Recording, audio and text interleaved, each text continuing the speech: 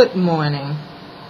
Welcome to Action. This is Gloria J with Action Speaks, and I'm here to continue our readings on Beyond Deficit Thinking, providing access for gifted African American students, underrepresentation in gifted education. How did we get here, and what needs to change? The author is Michelle Frazier Trotman. There is statistical data enclosed in this study, and the geographical code is 1 USA, publication date January 1st, 2002. The publication is Roper Review. The ISSN number is 02783193. We will continue with the reading of the study, and as we've said before, and our purpose is to actually authenticate my book, Every Child Born Gifted. And these studies, research, and history will do just that, if you need authentication. Identity and serve gifted underachievers.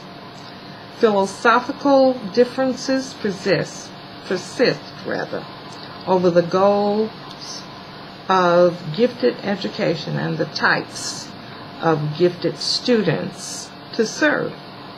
Some philosophies specify that gifted students be both gifted and productive.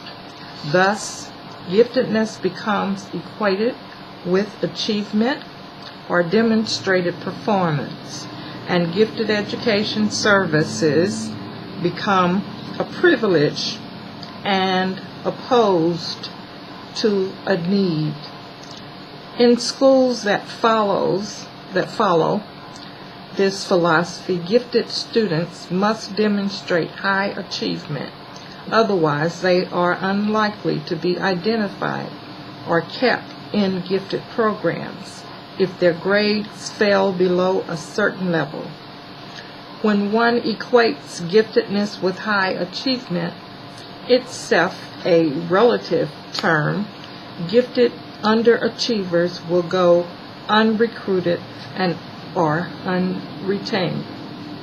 Given the reality that many black students underachieve in schools, they are destined to go unidentified, and their needs will be unrecognized and unmet. Provide multicultural preparations for educators. This is another recommendation of the author. With forecasts projecting a growing minority student population, teachers will have to bear a greater responsibility to demonstrating multicultural competence. Ford, Grantham, and Harris, 1998. Ford and Harris, 1999. Ford, ETAL, 2000. Multicultural education preparation among all school personnel, teachers, counselors, psychologists, administrators, and support staff may increase the recruitment and retention of black students in gifted education. This preparation, which focuses proactively on individual differences and cultural diversity, must permeate educational and professional development experiences. Comprehensive preparations should center on re-educating school personnel so that deficit-oriented philosophies no longer impede black students' access to gifted education. To become more culturally competent, educators must, 1, engage in critical self-examination that explores their attitude and perceptions concerning cultural diversity and the influence of these attitudes and perceptions on minority students' achievement and educational opportunities. 2.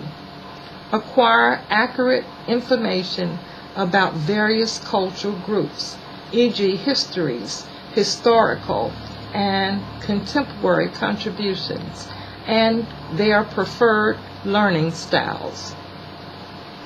3. Learn how to infuse multicultural perspectives and materials into curriculum and instruction so as to maximize the academic, cognitive, social, emotional, and cultural development of students. And 4. Build partnerships with diverse families, communities, and organizations. Provide a multicultural education for gifted students. Many scholars emphasize the need for all students to have a multicultural education, e.g. Banks, 1999, Ford, 1998, Ford et al., 1998, Ford and Harris, 1999. Using a mirror as an analogy, we contend that students must see themselves reflected and affirmed in the curriculum. Specifically, at minimum, books and curricular materials must be culturally diverse. Teachers must modify teaching and instructional strategies to accommodate culturally influenced learning styles. Social and cultural topics must integrate the curriculum. Concept and issues must be examined from multiple perspectives, and a focus on excellence and equity must be evident in policies and practices. Ford and Harris, 1999, and Ford et al., 2000, provide numerous strategies and materials to help educators as they select multicultural materials and resources, and as they design multicultural experiences for gifted students. Develop homeschool partnership. In theory, school districts consider family involvement central to school or to student achievement. In practice, which I'm very much aware of, few schools consistently and aggressively build partnerships with black families. Ford, 1996.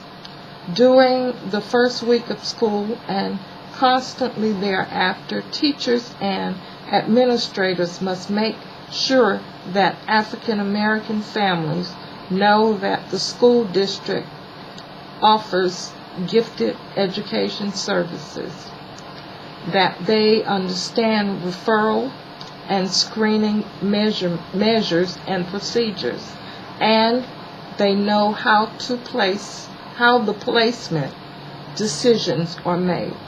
Just as important, black families must understand the purposes and benefits of gifted education. Efforts by schools must be aggressive and proactive. School personnel will need to go into the black community, e.g. visit homes, attend minority-sponsored events, and seek the support of minority churches and corporations in order to build homeschool partnerships. Equally important, efforts should focus on family education, holding workshops and meetings designed to educate diverse parents regarding how to meet the needs of and advocate for their gifted children. As Ford, 1996, noted, black parents need strategies or helping their children to cope with peer pressures and social injustices, maintaining achievement and staying motivated and goal-oriented. Essentially, black families must have strategies to be effective advocates for their children in school settings. The next session we will begin with or continue with proactively evaluating gifted education. This is all we have for you today, and thank you very much for listening, and may God bless you continuously. Gloria J, Action Speaks.